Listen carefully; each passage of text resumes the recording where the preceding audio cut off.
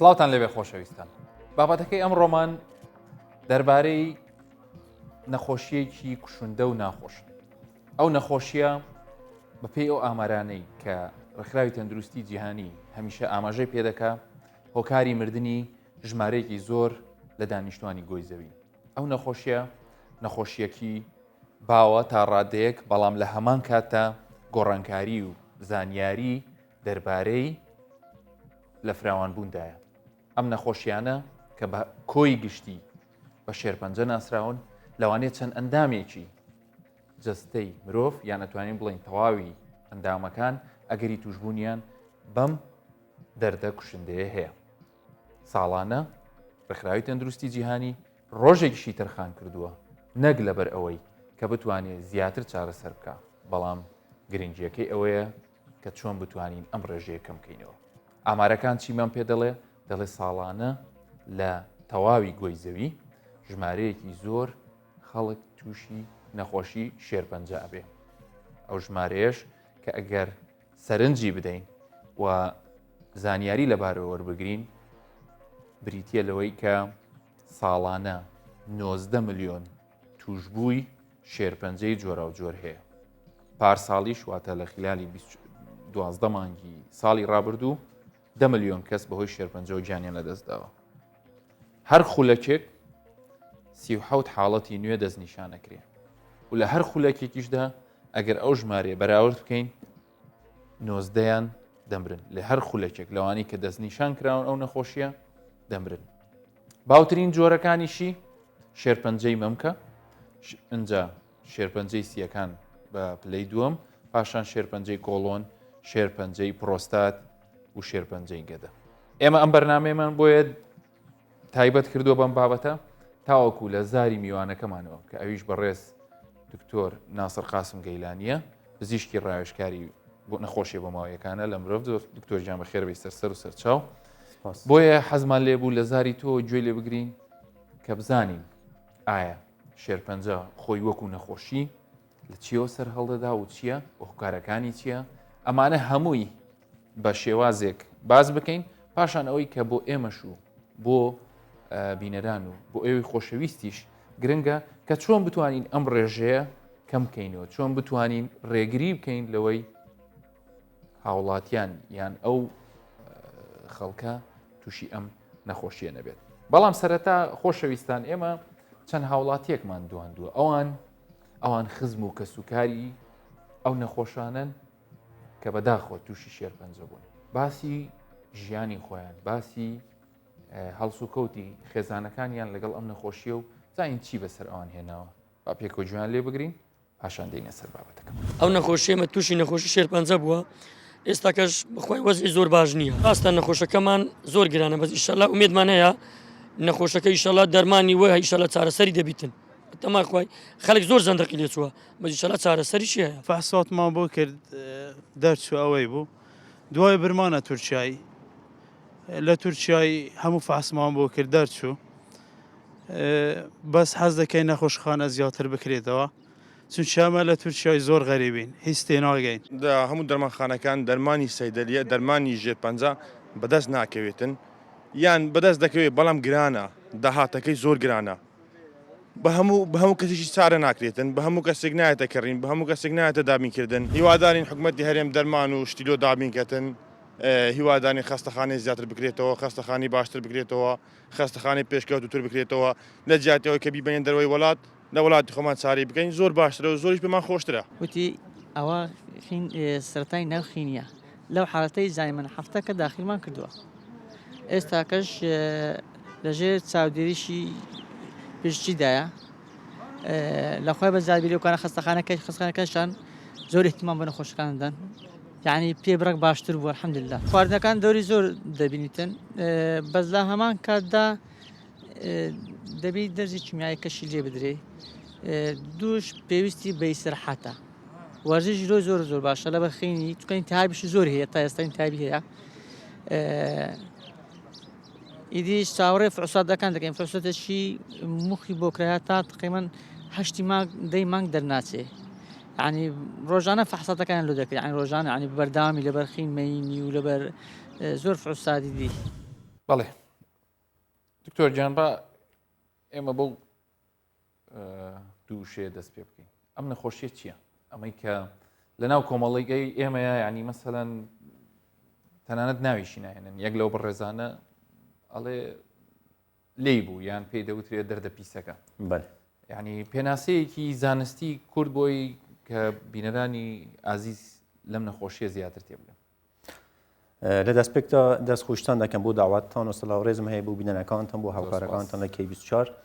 هەروەکی بۆ خۆتان باس کە بەڕاستی شێرپەنجە نەخۆشیەکی زۆر بەربەڵاوە و بە ئەو سەبەبەش دەبێت ئەمە معلوماتێکی تەوامان لەسەر هەیە چوەکی پزیشک چوەکی کۆمەڵگا یەکم پرسیار هەر ئەوەیە کە وەکی بۆ خۆتان باس کە شێرپەنجە چییە؟ یعنی کەسێک کە تووشی شێرپەنجە دەبیتن پرسیار یەکمی ئەوەیە ئەمن بۆ تووشی شێرپەنجە بوومە بۆ ئەوەیەکی بەرپرسی ئەوە بە شێوەیەکی سادە ئەم بتوانم پێتان بڵێم باو شێوەیە کە ئەمەوەکی مرۆ لەشی مرۆ پێکاتە لە چەندی ملیار خانە کە هەر خانەیەک لە هەر شوێنێک گۆرەی کە چه شوێنێکێدایە ئیشێکی پێویست تایبەتی خۆی هەیە ئەو خانەکان لەژێر کۆنتترۆلێکی زۆر چردانە یعنی کە چۆن ئیش بکەن بە چ شێوەکی گەشەی بکەن و کەنگی دەبیت لە بین بچن یعنی چون هەر خانەیەکی دوایکی ئیشی خۆی تەوا بوو دەبیت بە شێوەیەکی خۆ بەخۆی یا ئۆتۆمات لە بین بچیتن بۆ ئەوەی کە شوێنی وەکت بۆ خانەکانی تازە ئەو کۆنتترۆلە چۆن دەکرێتن ئەو کۆنتترۆلە لە هەر خانەیەکدا ئەمە بەشێکمان هەیە کە مادەی وراسی خانەکانە کە پێکاتە نێزووکە 23,000 جین یعنی ئەمە هەر کەسمان لە هەر خانەیەکماندا وەکی مرۆ وەکی ئینسان 23,000 جینمان هەیە ئەوە خەریتەکەیەتی خەریتەی خانەکانە بەێ کە بەشێک لەو جینانە بەشێک لەو جینانە ئیشیان کۆنتترۆلی ئەو وەزعێک گوتمان ئیشیان کۆنتترۆلی ئەو پرۆسەی کۆنتترۆلی ئەو خانەکانە کە وەختی خۆیدا ئیش بکەن لە وەختی خۆیدا لە بین بچن لە وەختی خۆیدا گەشەی بکەن و دابش بن هەر هۆکارێک ببیتە سەبەبی ئەوەی کە ئەو جینانە کە ئەمن بە کوردی دەتوانم پێ بڵێن جینەکانی کۆنتترۆلکەر یا پۆلیس یا سەرکوتکەری شێرپەنجە ئەگەر پەڕینێک یا بازدانێک لە ئەو جینانە ڕوو بداتن ئەگە پۆلیسەکەی خانەکە ئاگای لێ نەمێنێت ئاگای لێ نەمێنتن بڕۆتینەکە بە نوعێکی تر دروست بێت کۆنتترۆل لەم بەری دەچتن کۆنتترۆل لە بین چۆ یعنی دەستپێکی پرۆسەی شێرپەنجە یعنی دەستپێکی ئەوەی کە ئەمامان هێنێتە سەر ئەو پرسیارە کە بۆچی تووشی شێرپەنجە مەسەلەن ئەو پۆلیسی خانەیە کەی سەری لێ شێوێت کەی وای لێ ئەکرێت کە ئاگای لە یان لە کۆنتترۆل ئەگای ینی کۆنتترۆل لەسەر وەزعگە نەمێنێت بەێ بخۆی هۆکار زۆرە بۆ ئەوەی کە ئەو تشتە ڕوو بداتن بەسەراحەت لە درێژی ژیانی خۆماندا چەند هۆکارە کەنەکە وەکیدان ڕێخۆشکردن بۆ ئەوەی کە ئەو بازدانە ئەو پەڕینە ڕوو بداتن سەرەکیەکان ئەمە دەتوانم بڵێن یەکم تش مەسەلەی تەمەنە یعنی کە تەمەنی مرۆ بەرز دەبیتەوە خۆ بەخۆی ئەو پۆلیسانە ماندی دەبن یعنی احتمالی ئەوە هەیە کە ئەو غەڵەتە ڕوو بداتن وەکی تەمەن دوای ڕەگەزە هەندێک لە هەر ڕەگەزێکدا ئەمە هەندێک جۆری تایبەتی شێرپەنجەمان هەیە بە گۆرەی ڕەگەز مەسەلەی تر شێوەی ژیانمانە یا لایف ستایلە ئەوە زۆر گرنگە کە پێکاتە لە چەندین کرایتێریا یعنی ئەمە لە ژیانی خۆماندا خشتەی خواردنمان چۆنە چ دەخۆن چ ناخۆن ئەوە تەسیری هەیە ڕاد لە خواردن و شێوازی ژیانی ئەم سەردەمە هەیە 100% نا یعنی ئەمە بەڕاستی یەک لە سەبەبەکان و هۆکارەکانی کە ڕێژەی شێرپەنجە لە عینە کاتنا کە پێشکەوتنێکی زۆر لە طب هەیە بەس شێرپەنجەی هەر زۆر دەبی سەبەبەکە لایفستایلیمەیە لایفستایلمان ئێستا غەلەتە زۆربەمان لە لایفستایلێکی یا لە شێوەی ژیانێکی غەلەتمان هەڵبژاردیە بەسەراحەت زۆربەیمە حتا لە ناو پزیشکانش ئەمە دەبینین لایفستایل یعنی چ یەک گوتمان خواردن دەبی خواردنێکی ساڵم تەندروست دەبیتن خواردنی فەستفود دەبی کێم بخۆی خواردنی دەبی بخۆی کە لە ناو ڕۆژانە دەبی لە ناو خواردندا سەوزە و میوە هەبیتن کە زۆر کەسای باکی نەبیتن گۆش دەبی کەم بخۆی لە دوای ئەمەگەر ناویوا لێ بنین ئەو پۆلیسەی کە بە دیارخانەکە وەستاوە نایڵێ مادە بۆماوەیەکەی لە خۆیەوە باز بدا و ئیش بکە حەزی لە سەوزە و میوێ و حەزی لە وەرزشە و حەزی لە خەوی باشە کە بەداخەوە ئێستا لە کۆمەلگای مرۆڤایەتی بە شێوەیەکی گشتی لەگەڵ ئەو تەتەورەیە نەماوە کەواتە ئەگەر هاتوو ئەو شتە عکس بکەینەوە ینی هۆکارەکان عکس بکەینەوە ئەو پرسیارە دروستەکە باشە یەکێک لێمانە پرسی ئەتوانین ڕێگری بکەین لەوەی کە تووشی شێرپەنجە نەبین تۆ کەسێکی لە بواری بۆ ماوەی کاکتۆر ینی دکتۆرات هێناوەتەوە لە ئەتوانین ئێمە بۆ بکەین خەڵک توش نەبێ 100% دەتوان ئەگەرەکە کەم بکەنەوە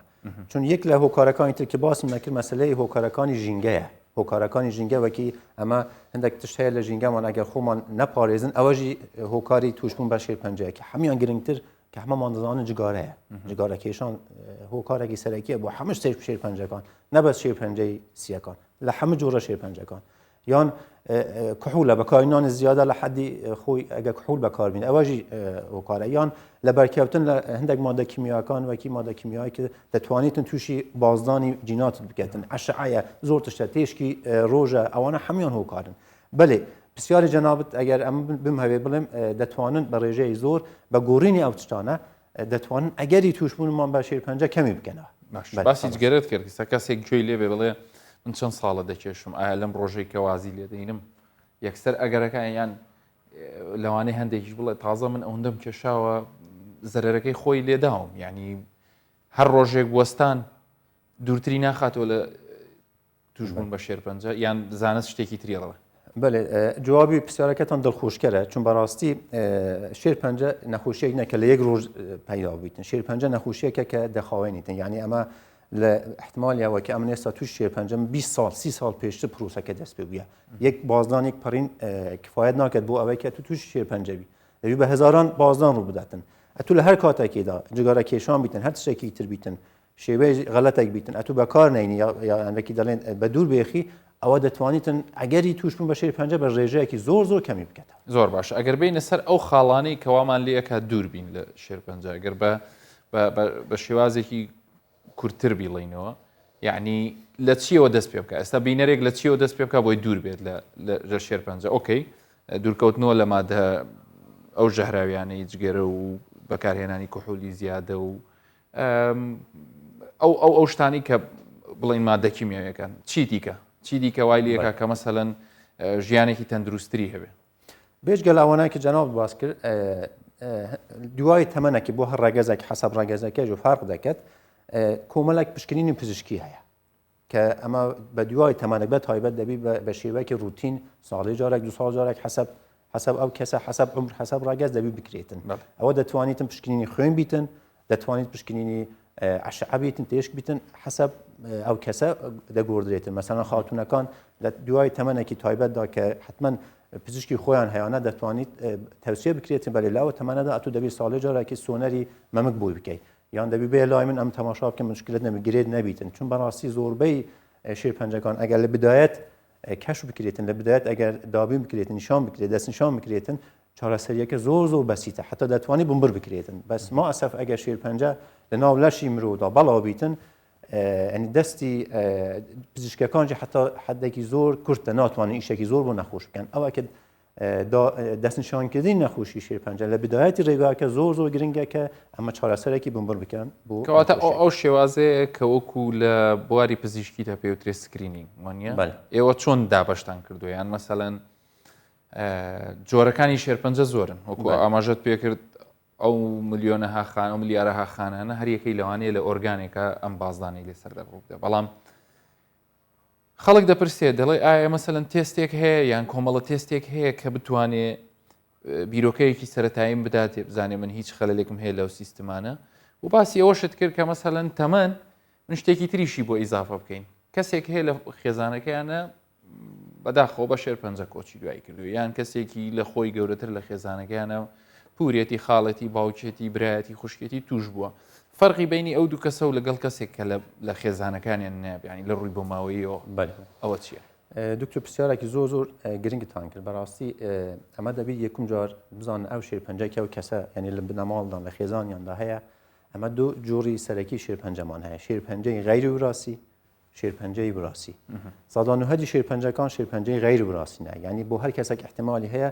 بە درێژی ژیان دوای سادانوهەد غەیری وراسیە بۆ ئەوانە ئەتو بەس دەبیت هەندێک ئوسات و پشکنینەکانی روتینە کە وەکی گوتم بە حەسەب تەمەن و حەسەب ڕاگەز پزیشک دەزانین چ فحسەکی بۆ بنووسیتن کەواتە کەسەکە لە خۆیەوە ناتوانێت بچێت پشکنینەکە بەسەردانی پزیشکێکە و ئەو پێڵە چی بکە و چ بەس مەسلەیەکی زۆر گرنگ هەیە لە مەسلەی شێرپەنجەکانی وراسی ئەوە ئێستا لێرە ڕۆلی ڕاوێژکاری بۆ ماوەی زۆر گرنگە بۆ چون لە بنێشەدا ئەو نەخۆشیە شێرپەنجەی وراسی نەخۆشیەکی 100% وراسیە ئەوەیە کە ئەگەر لە بنەماڵێک چەند کەسێکیان تووشی شێرپەنجە ببیتن دەبێت چەند پرسیارێک لێ بکرێتن لەو ڕاوێژکاری بۆ ماوەیە کە پزیشکی خۆیە پزیشکی ڕاوێژکاری بۆ ماوەی دەبێت چەند پرسیارێکی لە ئەو بنەماڵە بکەتن یەک ئەو کەسانەیەکی تووشی شێرپەنجە بوونە لە چه تەمەنێکی توش بوونە بۆ چون شێرپەنجەکانی کە بڕاستینە لە تەمەنێکی زۆر زوو دەست پێ دەکەن تەمار لە دەرێتن مەسەلەن فلان خزمی من لە 30 ساڵی بوو تەمەنێکی نەبوو تووشی شێرپەنجە بوو ئەوە پرسیارێکی زۆر گرنگە دوو چه جۆرە شێرپەنجەیەک بووە عادەتەن ئەو کەسانەیە کە چەند کەسێک تووشی شێرپەنجە دەم لە بنەماڵێکیدا ئەگەر نەفسی شێرپەنجەیان هەبیتن ئەوەژی وەکی دەڵێن نیشانەکە کە ئەو شێرپەنجەی احتیمالێکی زۆر شێرپەنجەیەکی وراثیە پرسیاری سێوم ئەوەیە کە ئەو شێرپەنجانە احتیمالی هەیە چەند کەسن یعنی ئەگەر بڵێتن بەڵێ مەسەلەن فکری بکات بڵێ وڵا دوو کەس سێ کەس توش بوونە ئەوە هەر نەوعی غەیری وراثیەکە بەس لە جوابی پرسیارەکەدا بڵێت وڵا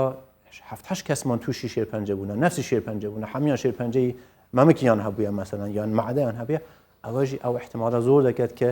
نایکەتن لەناو ئەو خێزانەدا شێرپەنجەیەکی بۆ ماوەی یا وراسی هەیە ئەگەر شکمان دروست بوو لە پێنگاوی تردا ئەمە دەبی هەندێک پشکنینی جینیک یا پشکنینی جینتیک یا وراسی بۆ ئەو بنەماڵەکە بیکەن حەسەب ئەوەیەکی کێ نەخۆشە کێ نەخۆش نییە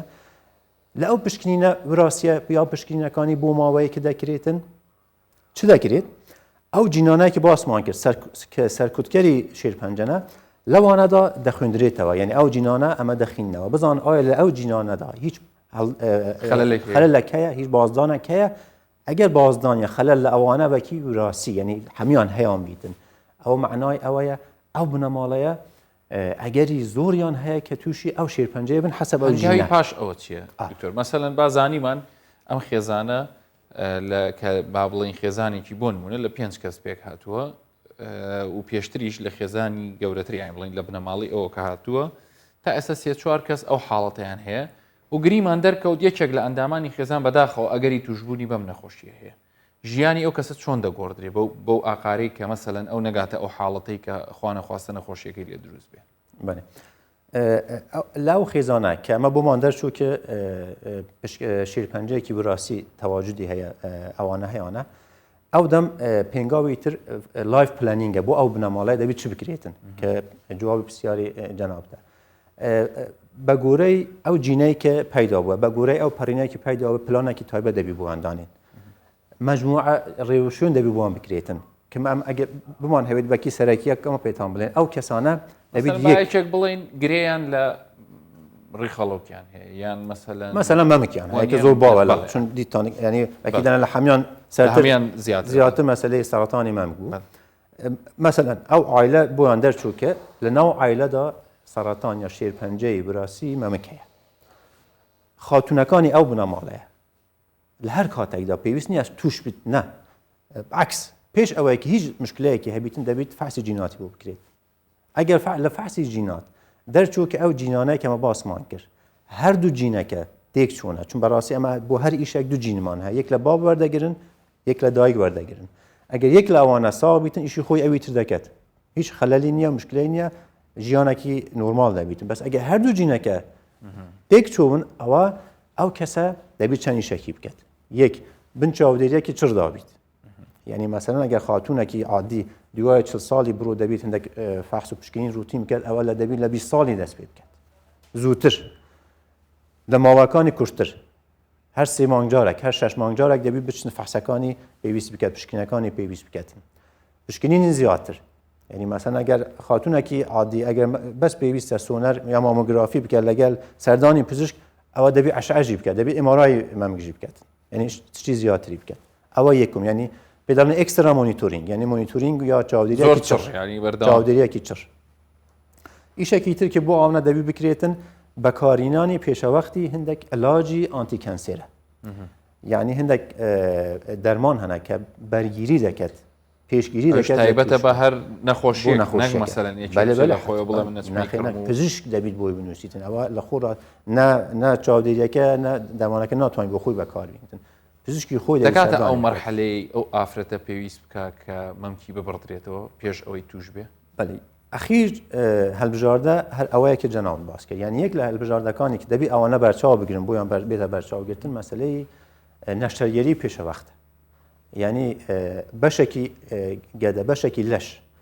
کە حسب ئەو جینە احتیممالی ئەگەری ئەوەی هەیە کە تووشی سەراتان و شێرپەنجە بیت دەبی بێ ئەوەیە کە مشکلەی هەبیتن لا بدرێتن کە وەکی دەڵێن باوترین میسال ئەمە هەمیشە دەڵێن چون ئەوە زۆر باوە زۆر کەسی دەیناسیتن ئەکتەری ناوانگی دنیا ئانجلینا جولیە کە چون شێرپەنجەی مەمکی وڕاستیان هەبوو لە تەمەنێکی زۆر کەمدا هەردوو مەمکی خۆی باش ئەنجلینا خۆی قەراری دابوو یان تەوسیەکەی پزیشکەکان 100% پزیشک ینی شەرت نییە هەموو کەس پێویستی بە بڕینەوە یەک لە ئیشەکانی پزیشکی ڕاوێژکار ئەوەیە کە پلانی دوانی بۆ بنەماڵەیە یعنی باو بنەماڵە بڵێت چه ئەندامێکی ئەو بنەماڵە دەبی چی بکات یعنی پلانێکی چ ڕێبی بۆ ئەندانیت بۆ ئەوەی کە بەرگیری بکات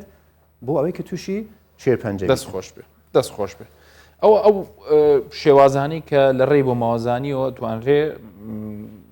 پێشگیری بکرێ با بڵێن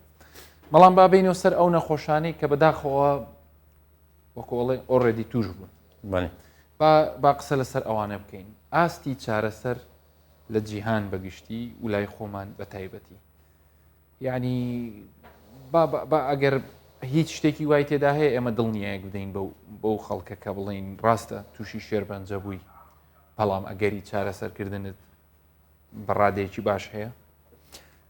ئەمن ئەگە بم هەیە جوابیە پرسیارە بدەم باو شوێ دەڵێن چەند فاکتورەکە کە نیشانمان دەدات کە پێشبینی بکرێتن وازی ئەو نەخۆشە چۆن دەی باش دەبی یا باش نابیتن کە پێی کاتیە لە تەمەن لە چ تەمەنێکی توش بووە لە چ شوێنێکی لەشی یعنی قەزدەوێت هەتا تەمەنی ئەنی کەمتر بیتن ناوی غیری وراستیەکەمە باسەکەم سەدان و هەدی سەراتانەکان یان شێرپەنجەکان غیری وراستینە هەتا تەمەنی کەمتر بێ ئەنجامی باشتر باشتر چون لەش قوەتی هەیە کە بتوانیت بەرگیری بکەن دیفاعی خۆی بکەن مەسلەی ڕاگەزە لە هەر ڕاگەزێک هەندێک سەراتان هەندێک شێرپەنجە هەنە بەڕاستی خراپ وای ئێمە بێگومان بە شێوەیەکی گشتی باسی دەکەین ینی چونکە جیاوازی هەیە لە بینی شێرپەنجەیەکەوە بۆ شێرپەنجەیەکتر چەند خێراتە بەڵێ بەڵاوبوونەکەیە ینی بەڵاوبوونەکەی قەزدەوێ گەر زوو دەستنیشانگرێت بەرەگە ئەو شێرپەنجەی بەڵاو بتەنەوە لەشیدا چارەسەر زۆر کەمتر دەبیتن ینی وەکی دەنە هەلبژاردە کەم دەبی واو نەخۆشە و پێشبینەکە باش نابیتن بەسەراحەت ئەو ئەلاجانە کە هەنە ئێستا ینی ئەمە کە پێی کاتنە لە یەکومیان نەشەرگەریە هەمومان دەزانێت دوای کیمیاییە ینی کیمۆتراپیە رادیۆتراپیا تێشکە ئیمونۆتراپی ئێستا زۆر زۆر زۆر باوە ینی پێشکەوتنێکی زۆر هەیە لە دنیادا بۆ ئەوەی کە لە سیستەمی بەرگیری خۆت بەکاردێنن کەمێکی گۆڕانکاری دەکەن بۆ ئەوەی کە دژی ئەو ینی فێری دەکەن کە چۆن دژی ئەو شێرپەنجەیەکە هەیەی ئیشی خۆی بکەێت و لە ناوی بێت شتێکی زۆر دڵخۆشکەر هەیە کە جەناب باسی ئەوە حەزم لێ شتێکی دڵخۆشکەرەکە ئەوەیە لە دنیا ئێستا تشتێک دەرچوێت لە طب یا لە پزیشکیدا پێ دەڵێن ئیندیڤیدواڵایزد مدیسن یعنی علاجی تاکە کەسی ئەمە بە کوردی دەتوان ئاها بکەن چ دەکرێتن هەر کەسێک کە تووشی شێرپەنجە دەبیتن یەکم تشت کە بۆی دەکرێتن لە ئەو گرەیە لە ئەو شێرپەنجە سامپلێکی وەردەگرن نمونەیەکی وەردەگرن وەکی دەڵێن پرۆفایلی جیناتی ئەو گرەیە دەردەینن بزان ئایا ئەو گرەیە ئەو شێرپەنجەیە چ جۆرە شێرپەنجەیەکە چ جۆرە ینی ڕفتاری چۆنە ینی بناسن باش بناسنیدا کەس باش ناسییان کە ئەو شێرپەنجەیە چ ڕفتارێکی دەکات چ دەکرێت بۆی بۆ هەر شێرپەنجەیەک بۆ هەر کەسێک علاج و تریتمنت و وەکی دەڵێن علاجێکی تایبەتی وی دادەنێن نەینکە علاجێکی گشتی بیتن بۆ هەم کەس ئەوە نسبەی نجاحەتی علاجی شێرپەنجە لە دنیا زۆر بەرزی کردیە بە سەراحەت ئەوە هیواداریەکی زۆر دروست کردیە بۆ نەخۆشەکانی شێرپەنجە لە دەست خۆش بێ دکتۆر گیان بەڕێز دکتۆر ناسر قاسم گەیلانی پزیشکی ڕاوێژکار لە بواری بۆ ماوەزانی زۆر سوپاس بۆ زانیاریەکانت بێگومان باسکردن لە نەخۆشی شێرپەنجە تەنها بۆ ئەوە نییە کە مەترسیەکانی پیشان بدرێت ئەوەندەی کە بۆ ئەوەیە چۆن بتوانین لە ڕێگەی شێوازێکی ژیانی تەندروستەوە ڕێگری لە ژمارەی توشبووان بە نەخۆشی شێرپەنجە بگرێت بە هەموو جۆرەکانیەوە چکە لە بیرتان نەچێ ڕێکخراوی تەندروستی جیهانی دەڵێ ئەو ژمارە زۆرەی ئەو 90 ملیۆن کەسەی یان ئەو ژمارە زۆری مردنە ئەو 10 ملیۆن کەسەی کە ساڵی پار بەهۆی شێرپەنجەوە گیانیان لە دەستداوە دەکرا زۆر کەمتر بێتەوە ئەوش بەتەنها بەلایانی سیستەمی تەندروستی ناکرێت بەڵکو سیستمی تەندروستی لەگەڵ ڕۆشنبیری هاوڵاتیان و دانیشتوان ئەنجام دەدرێت هەموو لایەکتان دوور بن لە شێرپەنجە و نەخۆشیەکانی تر تا بەرنامەی داهاتوو خواتان لەگەڵ